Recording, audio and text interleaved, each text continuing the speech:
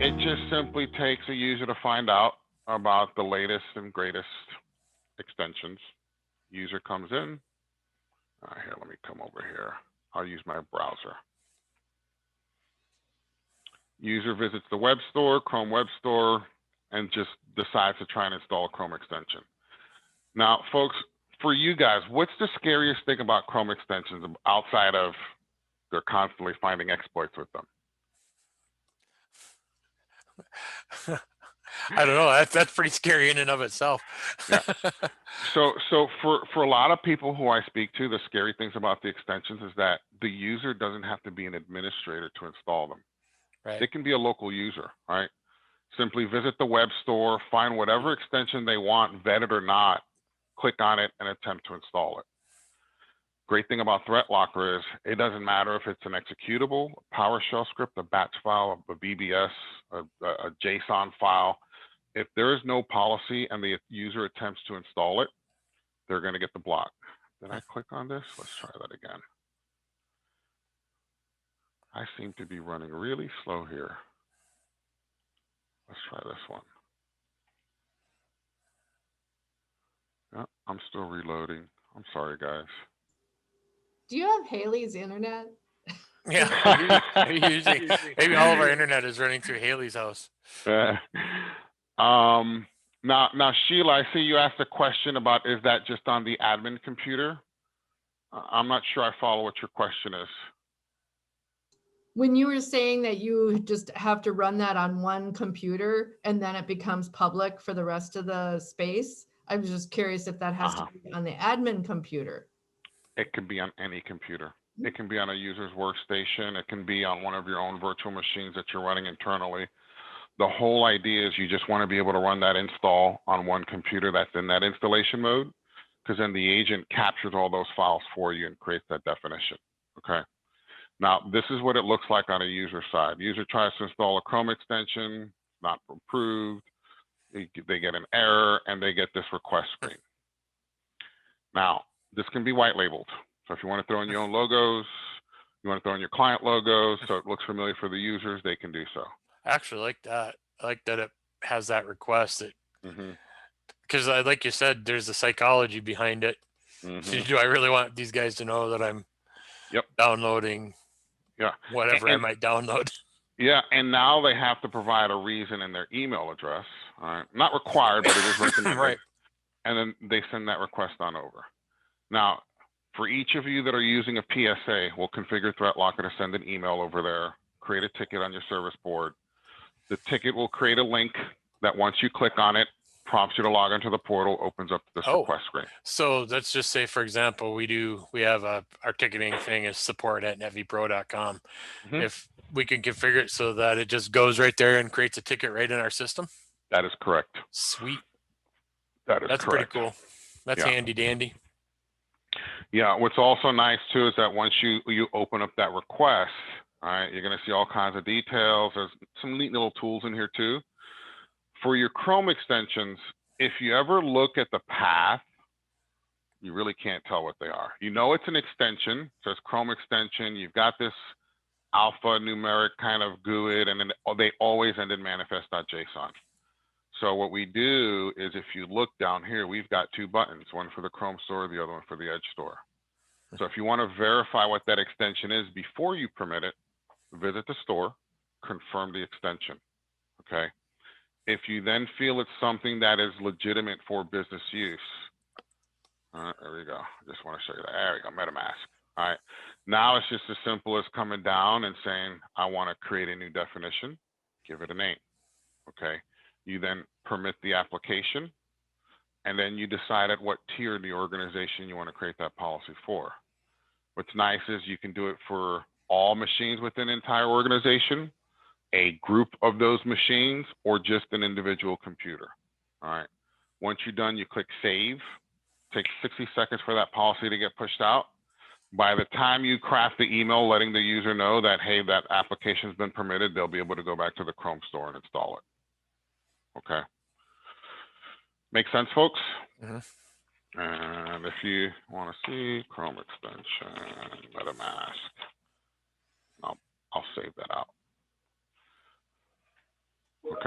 So really simple process when it comes to these permits, these requests. You can submit those out.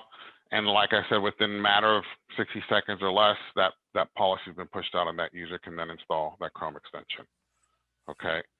And that should have been pushed out by now. So let's see. Let's go ahead and try and add it.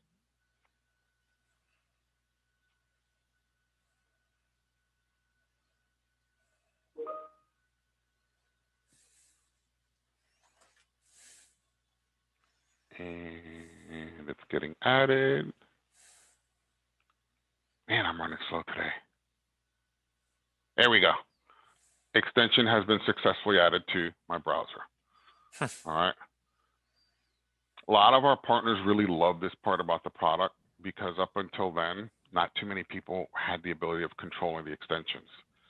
You know, and it seems like every 6 months, you know, Google's clearing out like 500 or more different extensions because of exploits. Right. So this is going to give you that better control over those. Now, this application control layer, that's our first layer of protection. All right. Now you control everything that runs within your environment. However, what it's not going to stop, and neither is your antiviruses, your EDRs, or your threat hunters, is your ransomware. Okay. Now, the reason why ransomware is so successful is because they take front-end applications like Microsoft Office, Google Chrome, Adobe products, find an exploit that can then call back-end applications like PowerShell, command prompt, run code, and then they start encrypting files. So Threatlocker has created a technology that we call ring fencing. And we actually provide you about 24 ring fencing policies out of the box that we apply from day one. Two of the more popular ones, Microsoft Office is going to be ring fenced and PowerShell is going to be ring fenced. Now, currently they're disabled, all right? Which means that if a user in the accounting department receives an email from someone with a Word doc that says invoice, payment, whatever, they always open it up, right? Never fails. Then they see links and automatically they click on the links. Well, first link may draw them into a false sense of security because this one opened up Google Chrome or whatever website. The second link, however, which looks like MSN, instead is going to open up PowerShell. It's now embedded a command to make a remote call out to a server, pull down a payload and execute it. 50% of your ransomware attacks are accomplished using techniques just like this. So to protect your users, even though you give them that know before training, you can take advantage of this Microsoft Office policy from day one. Now let me turn it on, show you real quick what we're going to do. Now with this policy deployed, if a user does click on a link, we're going to prevent Microsoft Office's ability, because we're going to ring fence it here. We're going to block its interaction with PowerShell, command prompt, cscript, regserve, all those administrative tools which the bad actors like to use and perform those ransomware attacks. So now if a user were to receive that document, and even though you give them that know before training, they click on links, you're going to protect them from themselves because that attack can't launch. It now says it's not registered to open the file. Okay. Questions here, folks? Oh, but that's pretty cool. Yeah. Now, let me show you how we're going to protect your network. Because what if that bad actor who's sending those emails to the accounting department is tenacious and decides to try to find a backdoor to a network and manually run those commands that macro was supposed to run? Well, all he has to do is jump onto a server once he finds that backdoor, jump onto a server with PowerShell, all right? From here, he can start navigating through local folders, network shares, and maybe trying to start accessing your data, copy, delete, manipulate, whatever. It's been blocked. There's no access to those files because the PowerShell ring fencing policy is preventing it. If he then attempts to maybe do a remote call out to a server that's not on the list, same concept, he's going to get blocked. Because if you see here within the PowerShell ring fencing policy, all right, number one, we're going to block its interaction with BitLocker. Can't encrypt your files no more. Number two, it's going to lose access to your network shares. You have to give it the paths, map drives, local folders, or extensions. And then we're also going to block its access to the internet. That right there is the big one. Because now it can't remote out and pull down those payloads from those servers unless you put the server address in there. Okay. Make sense, folks? Yeah. Nice. Comments, concerns, feedback so far? No, it's pretty interesting stuff. All right, cool. And there's so much more we can do with the ring fencing. It's not just limited to those applications. You can take any application you want, just simply modify the policy. All right. And instead of permitting it, you ring fence it. Once you've ring fenced it, you now have your 4 tabs to control how that application can interact with your environment. Yeah, we might have to have you guys back to talk about that technology a little bit. It's pretty interesting, and I feel like we've kind of just scratched the surface here, Yeah. But yeah, we might have to look at doing a part 2 of this. That's fine. Yeah. Yeah. Well, and we're only about halfway through what Threatlocker can do. All right?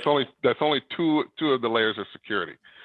The third layer is the privilege access management that we call elevation control. Now, as an example, right? Currently, I'm logged in as a standard user on my computer. I don't have any administrative rights. I have granted myself some permissions on applications to elevate as administrator. If I were to try and run as administrator here, okay, I get blocked. All right. But I have permitted, say, Putty to run as administrator.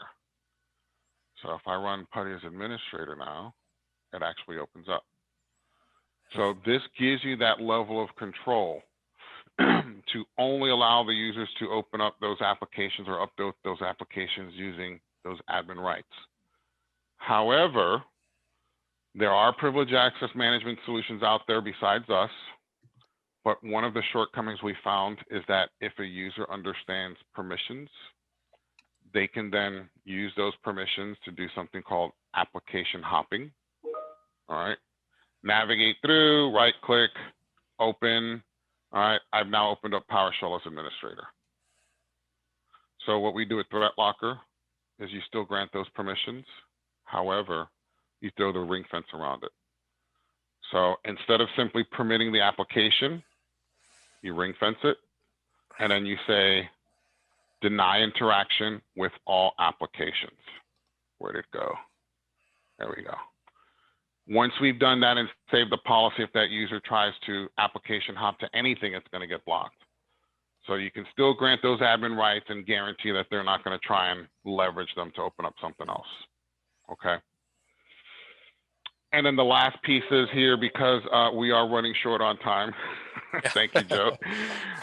Is the storage control. So in just really quick, some of the things that we do with storage control. Let me actually go to a different organization here. Out of the box, I mentioned to you auditing capabilities. So we have the ability of auditing local folders, documents, desktops. My partners like to also add in, if you're doing SharePoint, OneDrive, Google Drive, Dropbox, you can audit file activity in there too. Everything that happens on DVD and CD drives, USB drives, network file access, external storage device. Okay. One of the main uses my partners like to use Threatlocker for is to prevent USB access. Now, I know there's a lot of solutions out there that can block USBs, but I challenge you to look for a solution that can get as granular as we can. All right. And what I mean by that is, here on my group of machines, I've created a block USB drive policy, which means if any user brings in a USB drive, plugs it in, tries to copy files, it's going to get blocked. However, we've granted them the ability to request permission in case there's a use case. All right. Now, if they submit that request, we can then add that device as a defined storage device by serial number. Once you've defined that USB device, you can then create policies around it. And in this particular case, I'm only allowing that USB device to be used on one computer only. So if that user then attempted to go to a different computer and access files, he'd get blocked.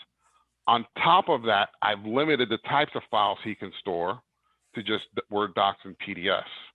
So if he tried to grab a spreadsheet or a PowerPoint or even like a database file, he wouldn't have access, because we've limited it just to those particular processes. Okay. Backup protection is also possible. So similar to this protect local assets policy, come in here, put in your backup paths, UNC path, map drive, whatever. Once you've added that down to the list, you can come down to the program section, tell Threatlocker to auto-populate the processes that have accessed that folder location, remove everything not related to your backup software, QuickBooks, whatever. And what you've now done is harden that location so only those processes have access to that. And nothing else can gain access, override, copy, delete those backup files, okay?